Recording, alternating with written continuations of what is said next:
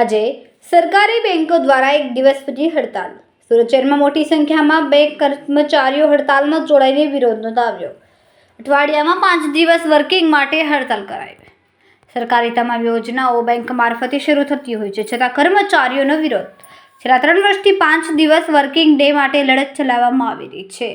ગોળદોડ road bank of India ખાતે સૂત્રોચ્ચાર કરીને વિરોધ નોંધાવ્યો. મોટી સંખ્યામાં શહેરની જુદી જુદી સરકારી બેંકના કર્મચારીઓ એકત્રિત થઈને વિરોધ નોંધાવ્યો. મારું નામ સંજીવ દલાલ, હું ગુજરાત બેંક વર્કર્સ યુનિયનનો વાઇસ પ્રેસિડેન્ટ છું અને યુનિયન બેંક એમ્પ્લોયઝ યુનિયન સુરતમાં જનરલ સેક્રેટરી. આજે હડતાલ કરવા માંગે શું મુખ્ય માંગણીઓ? આજે હડતાલ કરવા માટેની મુખ્ય માંગણી એક જ છે ફક્ત કે વી ડિમાન્ડ 5 days બેંક. અમારી જોડે જ્યારે 2022માં સેટલમેન્ટ થયેલું છે ત્યારે એવી વાત થઈ હતી કે બાકીના 2 શનિવાર જે રજા આપવાની બાકી હતી આપી દઈશું. ફાઇનાન્સ સેક્રેટરીએ હજુ સુધી એને મંજૂર નથી કરી. એના બદલામાં અમે જ્યારે સમજોતા થયેલો હતો ત્યારે અમે એવું કીધું હતું કે બાકીના 5 દિવસ અમે 40 મિનિટ વધારે કામ કરશું.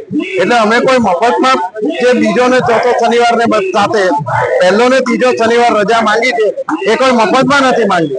વીકના 36 કલાક જે કામ કરવાનું છે અમારે કરવાનું જ છે, છતાં પણ સરકાર અમારી માંગણી માનતી નથી. તમે જોઈ શકો છો કે સેન્ટ્રલ ગવર્મેન્ટની ઘણી બધી સંસ્થાઓ બંધ રહી છે, including SEBI, LIC, general insurance company, central excise, VAT, બધી ઓફિસો બંધ રહી છે, જેમાં લોકો પાસે કામ કરાવવા માટે કોઈ પણ ઓલ્ટરનેટ વસ્તુ નથી. જ્યારે બેંકો પાસે ATM છે, ઓનલાઈન બેન્કિંગ સર્વિસ છે, બધું તો 24 કલાક ચાલુ રહી છે, છતાં પણ સરકાર માનતી નથી.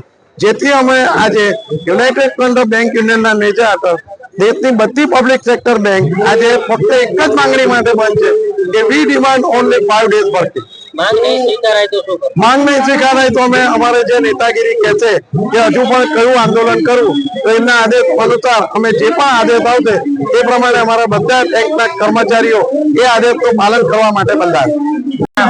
मैं अमित श्रीवास्तव, क्या मांग है? हम बैंकिंग 5 दिन की बैंकिंग के लिए कक्ष में यहाँ पर यूपी के बैनर के तरह इकट्ठे हुए हैं.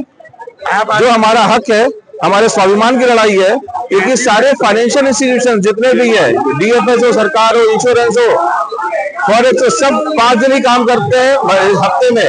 जो हमारा हक है, हमारे समानता के अधिकार को हम पाने के लिए यहाँ पे अपने बच्चे की लड़ाई के लिए इकट्ठे हुए हैं.